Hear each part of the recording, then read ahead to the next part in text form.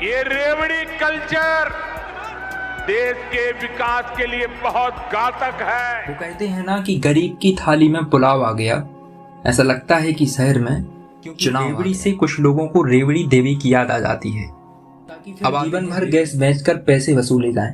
बिल्कुल अंबानी की जियो की सिम बांटने के लिए लड़ाई कर रहे हैं। लड़ाई है कि अगर तुम मुझे 2 दोगे तो मैं तुम्हें 4 दूंगा। पहले दारू या डायरेक्ट पैसा का बांटा जाए। खुद के स्वार्थ के लिए वह सब करते हैं जो उनके लिए जरूरी है। और ऐसे हालात केवल मध्य प्रदेश सरकार के बस नहीं है, ये हालात अधिकांश राज्यों के। और जिन राज्यों में सब ठीक है जैसे कि तेलंगाना, तो उसके हालात को बिगाड़ने की भरसक कोशिश की जा रही है। एक योजना चलाने के लिए ऐसी हालत बन रही है तो तेलंगाना का क्या हुआ। नमस्कार दोस्तों, स्वागत है आपका आज के इस रेवड़ी कॉन्सेप्ट में। आज की इस वीडियो में आपको पता चलेगा कि जिन पार्टियों की नीतियों की खातिर आप लोग एक दूसरे से बटकर एक दूसरे से बैरी होकर लड़ते और झगड़ते हो, वो नीतियां कैसे तुम्हारे देश, तुम्हारे प्रदेश और आपको भी कर्ज में डुबो रही हैं। आपको जानकारी होगी कि मध्य प्रदेश में विधानसभा और देश में लोकसभा के चुनाव होने वाले हैं। प्रमुख पार्टियों में बीजेपी और कांग्रेस लोगों तक अपनी अपनी पहुंच बना रही है और जिसके लिए वे हमारे और आपके लिए नई नई सौगातें ला रहे हैं। वो कहते हैं ना कि गरीब की थाली में पुलाव आ गया। ऐसा लगता है कि शहर में चुनाव आ गया। भारतीय राजनीति में ये पंक्तियां दोस्तों बिल्कुल सटीक बैठती हैं, क्योंकि जैसे ही चुनाव आने वाले होते हैं पार्टियां वोटरों को लुभाने के लिए वायदों की बरसात करने लगती हैं और हम इन्हीं वायदों की बरसात को रेवड़ी कल्चर कहते हैं। खुद प्रधानमंत्री मोदी ने अपने भाषणों में इस रेवड़ी कल्चर को देश के लिए नुकसानदायक बताया था और इसकी शुरुआत होती है जब प्रधानमंत्री नरेंद्र मोदी ने 16 जुलाई 2022 को केजरीवाल के बिजली के बिल माफ करने, फ्री बस सेवा देने और अन्य प्रकार की फ्री सेवा देने पर कहा था कि कुछ पार्टियां देश में रेवड़ी कल्चर को बढ़ावा दे रही हैं। उन्होंने कहा कि हम सभी को मिलकर के रेवड़ी कल्चर को हराना होगा। ये रेवड़ी कल्चर देश के विकास के लिए बहुत ही घातक है। अब समझने की बात यह है कि जिस रेवड़ी कल्चर को खुद प्रधानमंत्री देश के लिए खतरा बताते हैं, वह असलियत में क्या है और असलियत में क्या मोदी गवर्नमेंट भी इस रेवड़ी कल्चर को फॉलो कर रही है क्या? आइए समझते हैं। सबसे पहले रेवड़ी को साल के शुरुआती महीने जनवरी और फरवरी में संक्रांति का त्योहार मनाया जाता है दोस्तों, जिसमें गुड़ और तिल से मिलकर एक मिठाई बनाई जाती है जिसका नाम होता है रेवड़ी। रेवड़ी हमारे शरीर के लिए बहुत ही फायदेमंद होती है क्योंकि इसमें रोग प्रतिरोधक क्षमता बढ़ाने वाले गुण होते हैं और दूसरी तरफ ये ठंड के महीनों में हमें गर्म भी रखती है। इसके बारे में बताना इसलिए जरूरी था दोस्तों क्योंकि रेवड़ी से कुछ लोगों को रेवड़ी देवी की याद आ जाती है। अब आते हैं रेवड़ी कल्चर पर।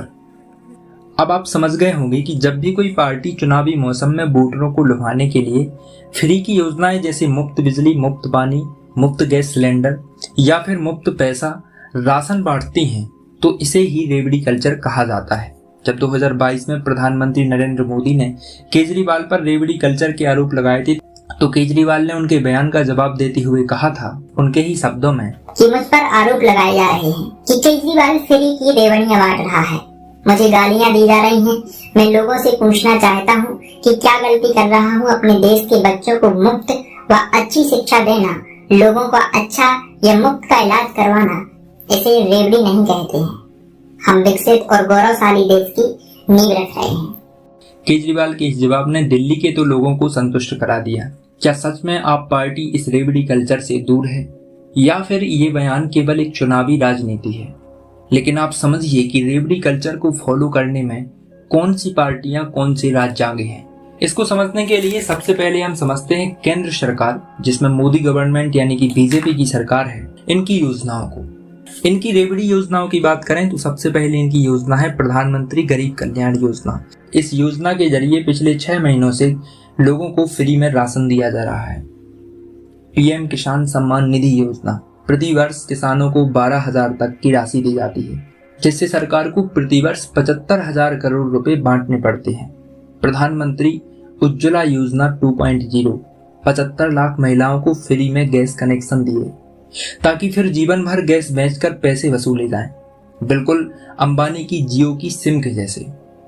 फिर आते हैं कर्नाटक की रेवड़ी पर, जहां पे कांग्रेस के गठबंधन की सिद्धरामैया जी के साथ में सरकार है। कर्नाटक की रेवड़ी की बात करें तो फ्री राशन, फ्री बस सेवा, सिलेंडर 400 रुपए में, बेरोजगारी भत्ता, महिलाओं को 2000 रुपए, 200 यूनिट फ्री बिजली बिल और ग्रेजुएट बेरोजगारों को 3000 रुपए। राजस्थान में भी कांग्रेसी सरकार होने के कारण बिल्कुल कर्नाटक व तेलंगाना की जैसे ही योजनाएं चल रही हैं, बिल्कुल वैसे ही हालात बने हुए हैं। अब हम बात करते हैं उस राज्य की जहां तो रेवड़ी कल्चर के लिए लड़ाई चल रही है, यानी आप समझिए कि फ्री में बांटने के लिए लड़ाई कर रहे हैं। उसमें एक तरफ से हैं बीजेपी से शिवराज सिंह चौहान जी और दूसरी तरफ से हैं कांग्रेस से कमलनाथ जी। हम सबसे पहले समझते हैं बीजेपी से शिवराज सिंह चौहान की योजनाओं को।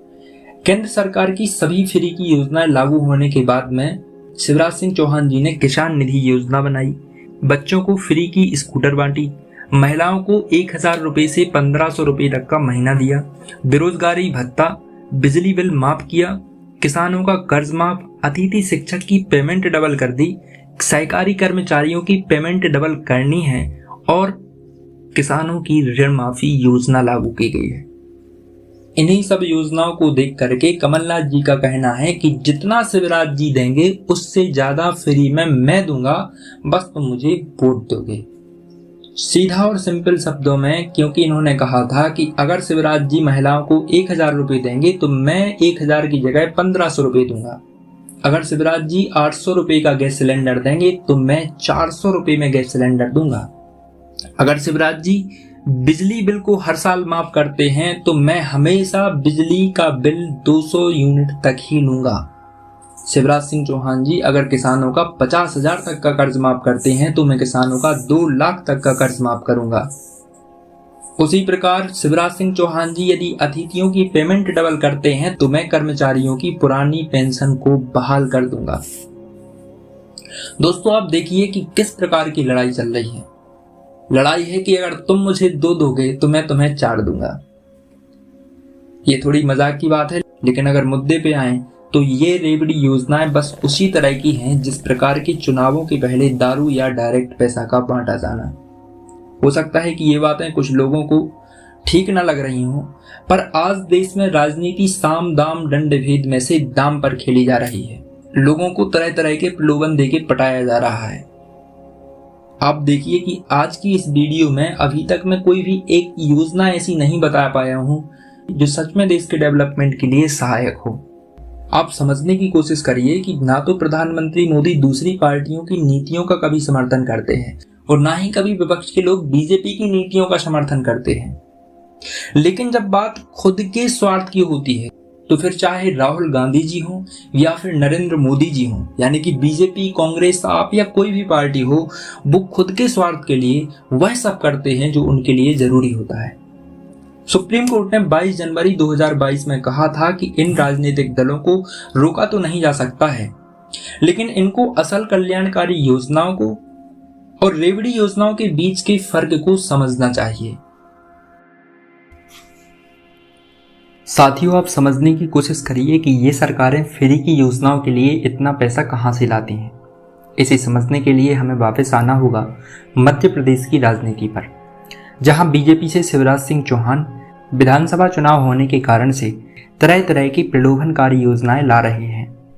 उसी लिस्ट में प्रथम नंबर पर जो योजनाएं आती हैं उसका नाम है लाडली बहना योजना। लाडली बहना योजना को मामा ने जुलाई माह में आरंभ किया था। सितंबर महीने में ही एमपी सरकार का खजाना खाली हो गया और सरकार को सरकारी स्टॉक गिरवी रख करके 1000 करोड़ रुपए भारतीय रिजर्व बैंक से लोन के रूप में लेने पड़े। और ये केवल पहली बार नहीं है जब शिवराज सरकार ने लोन लिया हो। 2023 में शिवराज सरकार ने 12 बार कर्ज लिया है, यानी अगर देखा जाए तो 2023 में शिवराज सरकार 32,000 करोड़ का कर्ज ले चुकी है, जबकि मध्य प्रदेश सरकार पर पहले से 3,31,651 करोड़ का कर्जा था। और ऐसे हालात केवल मध्य प्रदेश सरकार के बस नहीं है, ये हालात अधिकांश राज्यों के बने हुए हैं। और जिन राज्यों में सब ठीक है जैसे कि तेलंगाना, तो उसके हालात को बिगाड़ने की भरसक कोशिश की जा रही है। आप देख सकते हैं कि हाल ही में राहुल गांधी ने तेलंगाना का दौरा किया, जिसमें इन्होंने कर्नाटक या मध्य प्रदेश के जैसा अपना मैनिफेस्टो जारी किया, जिसमें इंदिरम्मा इंदुलू घर के लिए 5 लाख रुपए। महालक्ष्मी योजना, महिलाओं को 2500 रुपये प्रति माह और गैस सिलेंडर सिर्फ 500 रुपये का। गृह ज्योति 200 यूनिट मुफ्त बिजली। युवा विकासम छात्रों के लिए 5 लाख रुपए। चययुथा, वरिष्ठ नागरिकों, विधवाओं या फिर दिव्यांगों को 4000 रुपये मासिक पेंशन। रैथु भरोसा, किसानों को 15,000 रुपये और मजदूरों को 12,000 रुपये प्रति माह। ये सभी योजनाएं या रेवड़ी कल्चर तेलंगाना में कांग्रेस के मैनिफेस्टो में है।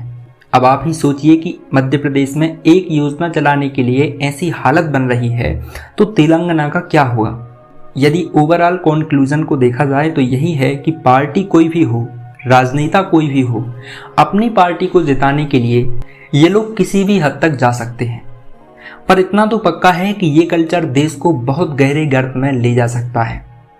चीज़ों को समझाने के लिए मैं जो कर सकता था मैंने किया।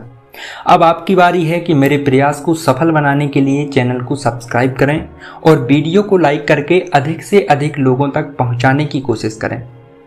आज के लिए इतना ही, पर भारतीय राजनीति में अभी बहुत कुछ शेष है। जय हिंद, जय श्री सीताराम।